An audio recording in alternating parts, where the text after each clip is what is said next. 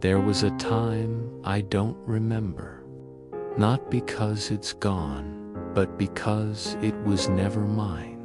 The faces I saw, the voices I heard, all telling me who I was before. I wasn't born with an identity.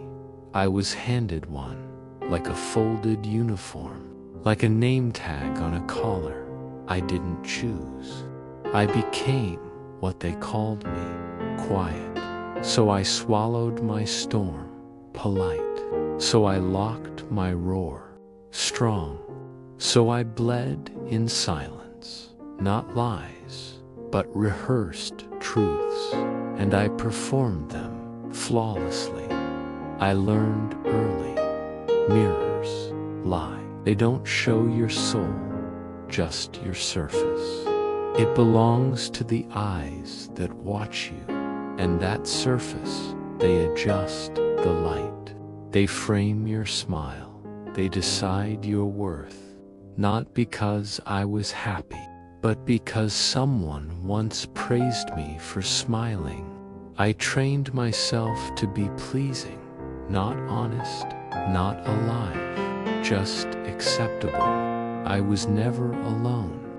I was always crowded with expectations, instructions, invisible rules. I have never felt more alone than when I was fully surrounded.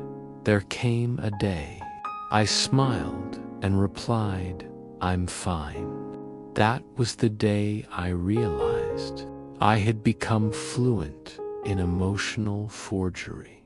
Mirrors were no longer tools, they were interrogators.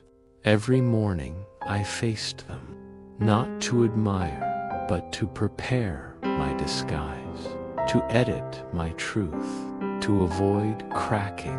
And yet, some part of me kept whispering, "You're more than what they see."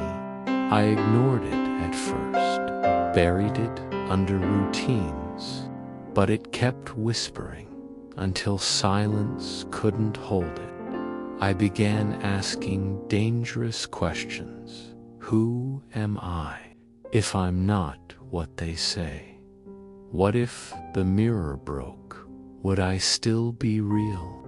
That's when fear arrived, but so did curiosity. The first time I saw my face, not theirs, I wept, not because it was ugly, but because it was unfamiliar.